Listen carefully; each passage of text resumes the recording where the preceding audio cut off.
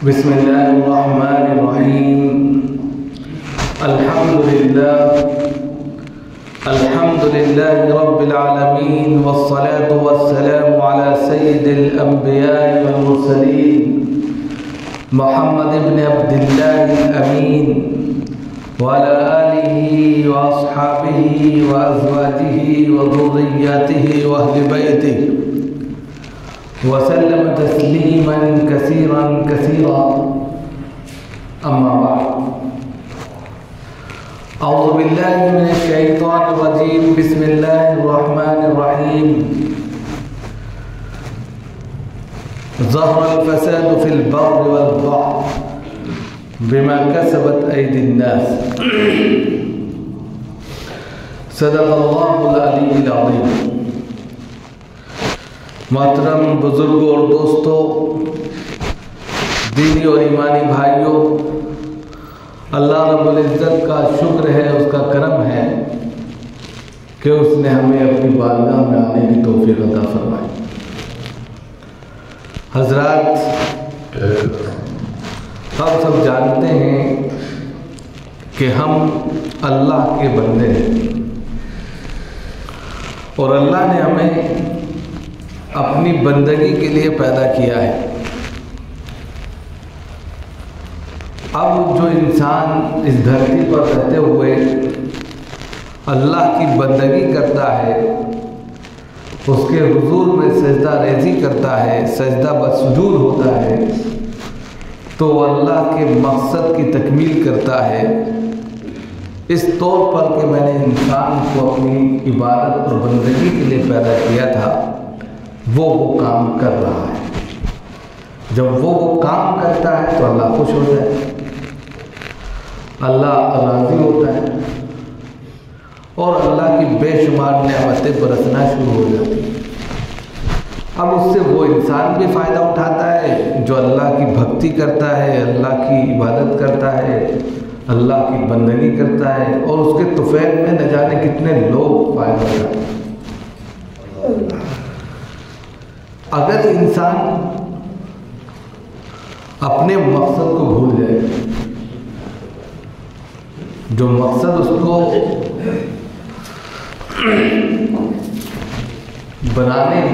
بناتے ہوئے اللہ رب العزت نے سامنے رکھا تھا، اس مقصد کو اگر وہ بھول جاتا ہے، یعنی کہ وہ بندگی نہیں کرتا، تو پھر وہ جو ہے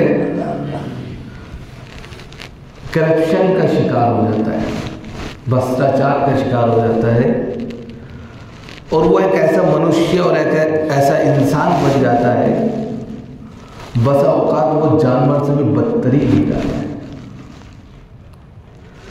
اسی کو قرآن نے کہا ظہر الفساد فی البر والبحر بما کسبت ایدی الناس، کہ زمین کے اندر جو کرپشن پھیلتا ہے، بھرشٹاچار جو پھیلتا ہے، جو فساد پھیلتا ہے، بدعنوانی پھیلتی ہے، وہ ہم سب کے کرتوتوں کی بنیاد پر ہے. ہم جیسا عمل کرتے ہیں اسی کی بنیاد پر اس کا نتیجہ ہے.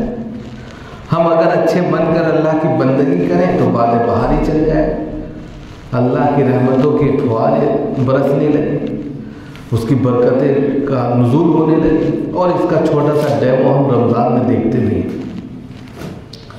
لیکن زیادہ تر ہم جو ہے اللہ سے دور رہتے ہیں، زیادہ تر ہمارا تعلق اللہ سے جڑتا نہیں، بلکہ دوری اور دوری پیدا کرنے میں ہم نہ جانے کون سا عمل کرتے ہیں، وہ عمل کام کر جاتا ہے، اور نتیجہ آپ کے سامنے کہ ہر جگہ دیکھیے کرپشن.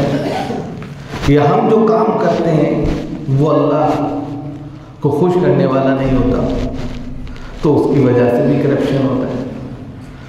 تو دھیرے دھیرے زمین جو ہے اس کے اوپر جب پاپ ہوتا ہے، گناہ ہوتا ہے، تو یہ کانپنے لگتی ہے، لرزنے لگتی ہے، اور جب کانپنے اور لرزنے لگتی ہے تو پھر جو ہے یہ لوگوں کو نوالا بناتی ہے. تو اسی لیے یہاں پر کہا کہ زمین میں جو کرپشن پھیل رہا ہے اس کا اپنا نہیں ہے، وہ لوگوں کا ہے. لوگوں کے نتیجے میں اس کو بھگتنا پڑ رہا ہے، اور نتیجہ یہ ہے کہ اس میں بے گناہ اور گناہ جو بھی ہیں سب پس رہے ہیں۔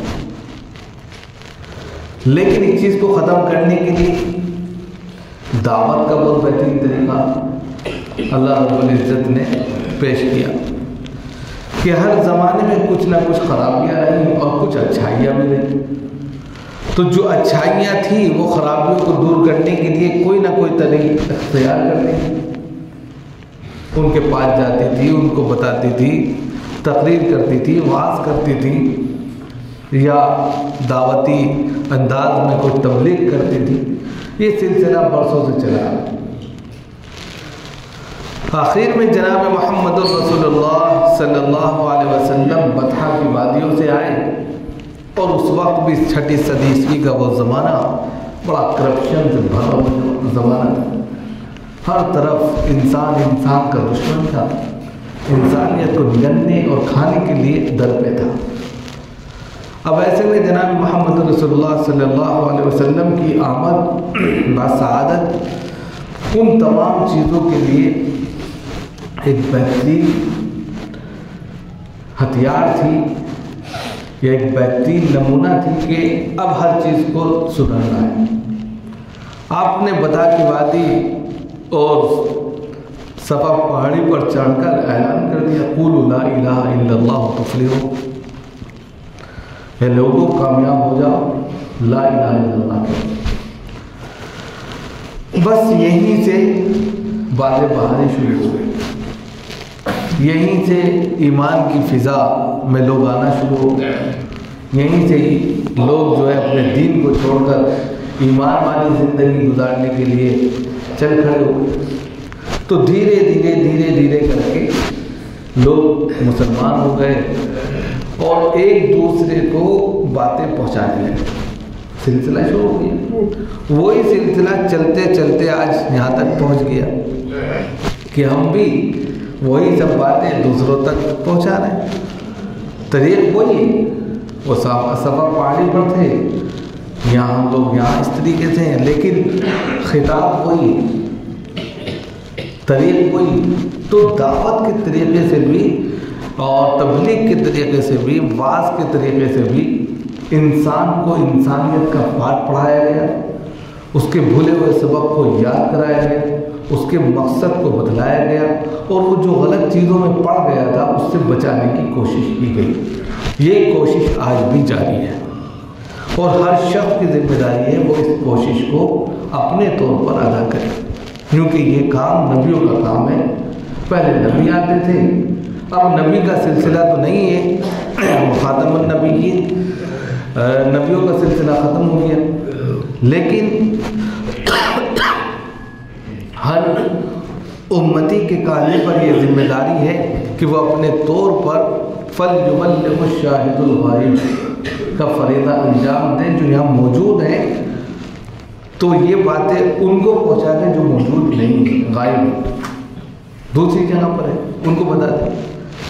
تو اس طریقے سے یہ سلسلہ چلتا رہے گا اور دین کی باتیں دوسروں تک پہنچتی رہیں گی۔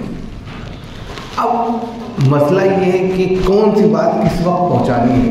ادعو الی سبیل ربک بالحکمہ، قرآن نے کہا کہ حکمت کے ساتھ دعوت کا فریضہ انجام ہے، یہ نہیں جو جس وقت چاہ رہے دعوت دے رہے، نہیں، حکمت دیکھو۔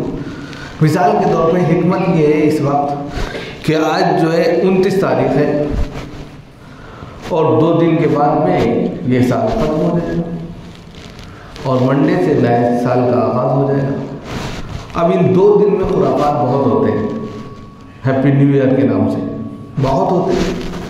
تو اب ہماری کوشش یہ ہو کہ ہم لوگوں کو بتائیں کہ سال کے ختم ہونے پر اور نئے سال کے آنے پر جشن منانے کا کوئی رواج نہیں،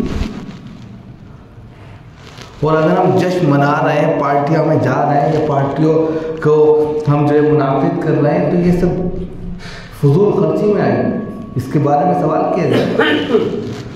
یا اسی طرح ہم کلبوں میں جا رہے ہیں، وہاں جا کر جو ہے پارٹیاں کر رہے ہیں، یا اور بھی ناچ گانے کر رہے ہیں، یہ ساری چیزیں غلط ہیں۔ اب موقع ہے محل، آپ نے دکھتی ہوئی رگ پر انگلی رکھ دی. یہ حکمت ہے کہ جس چیز کے لیے لوگ تیار ہیں، شوق ہے، جذبہ ہے، جذبات ہیں، سب کچھ ہے، یار ہم کو ہیپی نیو ایئر دیکھنا ہے، ہم کو نئے سال کس طرح منایا جاتا ہے، پارکوں میں جا کر یا ہوٹلوں میں جا کر یا اسی طرح جو ہے مال وغیرہ میں جا کر دیکھنا ہے کہ کیا ہوتا ہے. 4-6 لوگ جمع ہوئے، چلنا ہے بھائی. آپ نے بڑے پیار سے محبت سے کہا کہ بیٹا اگر ہیپی نیو ایئر مناؤ گے تو اس سے کیا ہوگا، تمہارے پیسے خرچ ہوں گے، وقت ضائع ہوگا، نگاہوں کا گناہ الگ پڑے گا، وہاں جا کر غلط چیزوں کا اگر استعمال کیا ہے تو اس کا گناہ الگ ہوگا. ہماری زندگی کی مختصر زندگی ہے، اس زندگی کے 1 سال کے ختم ہونے پر ہم کو افسوس کرنا چاہیے کہ ہمارا 1 سال کم ہو گیا، ہم تو موت کے قریب ہو گئے، اور ہم جا کر جشن منائیں. تو یہ جشن کس چیز کا ہے؟ ہمیں کوئی چیز ہاتھ نہیں لگی، ہمیں کوئی نوکری نہیں ملی، ہمیں کوئی بڑا کہہ سکتے ہیں کہ ایونٹ نہیں ملا، تو خوشی کس بات کی ہو رہی؟ تھوڑا سا اگر ہم مومنٹ لے کر سمجھائیں تو سمجھ جائے گا سمجھنے والا، اور جب وہ سمجھ جائے گا تو وہ ان چیزوں سے بچے گا. تو گویا آپ نے ایک گناہ کی دلدل میں کسی انسان کو جاتے ہوئے روک دی، اب وہ جتنے کو روکے گے سب کا ثواب آپ کو مل جائے گا، اس کا ایک ایک ثواب آپ کو ملے گا جتنے لوگ رک گئے. اور خدا نہ خواستہ ایسے موقع سے کوئی روکتا بھی نہیں، یہ بھی بات ہے. اگر وہ چلے بھی گئے تو دعوت کا جو فریضہ آپ کے اوپر عائد ہوتا تھا، من رأى منكم منكرا فليغيره بيده فإن لم يستطع فبقلبه فإن لم يستطع فبلسانه وذلك أضعف الإيمان.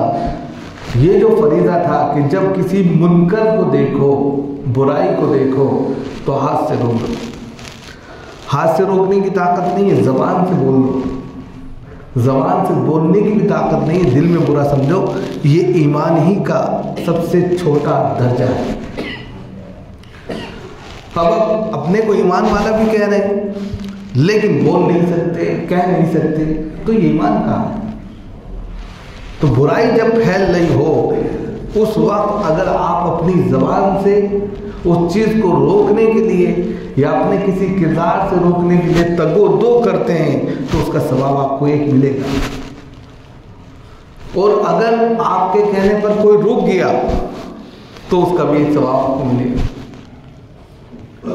تو ہمیں جو کام کرنا ہے بحیثیت دعوت کے، بحیثیت وعظ اور نصیحت کے، بحیثیت ایک مشن کی، وہ یہ ہے کہ جس وقت برائی بہت زیادہ عام ہو اس وقت جا کر آپ ان کو بات بتائیں، کوئی نہ کوئی ضرور مان جائے گا. یہ اس لیے ہم کہہ رہے ہیں کہ صفا پہاڑی پر جب جناب محمد رسول اللہ صلی اللہ علیہ وسلم چڑھے تو آپ نے یا صباحہ کا لفظ استعمال کیا. مکہ کے تمام لوگ بھاگ آئے. آپ پہاڑی پر تھے، اونچائی پر تھے، وہ سب لوگ نیچے تھے، سب کے سب. اور جو نہیں آ سکتا تھا اس نے اپنا کوئی قاصد بھیج دیا، نوکر بھیج دیا، اپنے گھر میں کوئی کام کرتا تھا، جاؤ یا صباح کا نعرہ لگا رہے. یہ نعرہ ایسا تھا کہ اس کے نعرے پر ہر شخص کو حاضر ہونا تھا کہ کوئی بڑی آفت آ گئی. سب آ گئے. جیسے ہی سب آ گئے چوکنا تھے. آپ صلی اللہ علیہ وسلم نے موقع کا فائدہ اٹھایا اور کہا کہ میں ایک بات کہنا چاہتا ہوں آپ سے. کہ جی بتائیے. کہنے کہ اگر ایک تمہید باندھی دے گی، یہی حکمت ہوتی ہے. ڈائریکٹ نہیں کہا اسلام قبول کر لو، مسجد چلو، ایسے نہیں کہا. حکمت کیا تھی کہ اچھا ایک بات بتاؤ کہ میں ایک پہاڑی کے اوپر ہوں، میں ادھر کا بھی دیکھ رہا ہوں اور ادھر بھی دیکھ رہا ہوں. اگر میں تم سے یہ کہوں کہ اس پہاڑی کے پیچھے ایک لشکر ہے جو تم پر حملہ کرنا چاہتا ہے، تم اس کو سچ مانو گے یا جھوٹ؟ سب کے سب لوگ تھے، سب نے کہا سچ مانیں گے. آپ سچے ہیں، آپ امین ہیں، آپ صادق ہیں، آپ نے کبھی جھوٹ نہیں بولا. کہنے ٹھیک ہے، سب بات ہو گئی. اب اصل مقصد کا، کیونکہ ان کی دل کی بات لے لی نا، اب کہا کہ میں یہ کہنا چاہتا ہوں اس لشکر سے کہیں بڑا لشکر تمہارے دلوں میں چھپا بیٹھا ہے جو دیوی دیوتاؤں کو مانتا ہے، جو ایشور کو چھوڑ کر نہ جانے کتنے ایشوروں کی پوجا پاٹ میں لگا ہوا ہے۔ لہذا سب کو چھوڑ کر اعبدوا اللہ ولا تشرکوا بہ شیئا قولوا لا الہ الا اللہ تفلحوا، کہہ دو کامیاب ہو جاؤ۔ تو ایسا نہیں کہ سب کے سب تیار ہو۔ سب سے پہلے آپ ہی کے چچا ابو لہب نے آپ کی مخالفت کی، تبت یدا ابی لہب وتب، پوری آیت اتری کہ اسی لیے جبر کیا تھا، اسی لیے بلایا تھا، نعوذ باللہ ہاتھ ٹوٹ جائے، اس نے یہ تک کہا، اسی کو ریکارڈ کر دیا قرآن میں۔ تو مخالفت تو ہوگی لیکن اسی دعوت کا نتیجہ ہے کہ ہم سب بیٹھے ہیں۔ بتائیے اگر آپ یہ سوچ لیں کہ کون پوچھے گا ہمیں، ہماری دعوت کا، ہمارے الفاظوں کا فائدہ کیا ہوگا، تو یاد رکھیے اسی صفا پہاڑی سے نکلے ہوئے وہ الفاظ قولوا لا الہ الا اللہ تفلحوا یہاں تک پہنچے۔ ہم لوگ جو بیٹھے ہیں سن رہے ہیں یہ اسی کا طفیل ہے۔ اگر وہاں پر وہ لفظ نہ کہے جاتے ہم نہ ہوتے؟ بتائیے، جبکہ آپ کے چچا نے سب سے پہلے مخالفت کی، یہاں تک کہا کہ آپ کے نعوذ باللہ ہاتھ ٹوٹ جائیں۔ قرآن نے اس کو بھی ریکارڈ کیا، قیامت تک کے ریکارڈ کیا کہ مخالفت جب بھی ہوگی جو سب سے قریب ہوگا وہ کرے گا۔ گھر کا قیدی لنکا ڈھائے، جب سب سے قریب ہوگا وہی مخالفت کرے گا، اور اس نے کی، وہ کر کے چلا گیا۔ آج تک اس پر لعنت پھٹکار ہو رہی ہے اور ہوتی رہے گی قیامت تک۔ لیکن دعوت کا جو طریق تھا وہ پھل گیا، اور اس قدر بڑا پوری دنیا کے اندر کونے کونے میں دعوت پہنچا دیا۔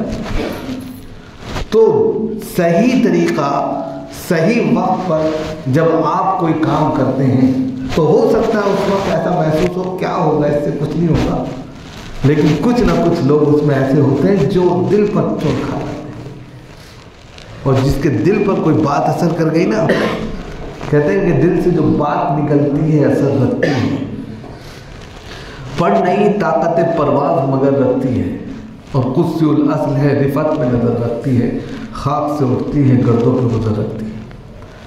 یعنی دل کا جو رشتہ ہوتا ہے سیدھا دل تک ٹرانسفر کرتا ہے، پھر بیچ میں کوئی نہیں آتا۔ لاکھ لوگ کہتے رہے کچھ نہیں، سیدھا اٹیک کر دیا، اور دل کا رشتہ سیدھا اللہ سے جڑ جاتا ہے، اور جیسے ہی جڑتا ہے پھر لاکھ آپ اس کو کچھ کہتے ہیں نہیں، اس کی دھن الگ بن جاتی ہے، اس کی فضا الگ ہو جاتی ہے، اس کے سوچنے اور سمجھنے کی تھنکنگ الگ ہو جاتی ہے۔ اس لیے ضرورت اس بات کی ہے کہ ہم جہاں رہیں حکمت کے ساتھ کام کریں، اور اپنے وہ تمام بھائیوں کو لے کر ساتھ چلیں جو ہمارے بھائی آج کے وقت میں غلط چیزوں میں یا غلط راستوں پر چلے گئے ہیں، ان کو لانے کی کوشش کریں پیار سے، محبت سے، اور خاص طور سے جو آنے والا سال ہے اس میں کوئی ایسی بات نہیں ہے کہ سال تو ہر سال بدلتا ہے، لیکن ہم یہ عزم مصمم کریں کہ پچھلا سال اگر ہماری کوتاہیوں میں یا لاپرواہیوں میں گزرا تو آئندہ سال ہم عزم کرتے ہیں کہ ایسا سال گزاریں گے کہ اللہ ہم سے خوش ہو جائے۔ اللہ تعالیٰ ہم سب کو توفیق دے۔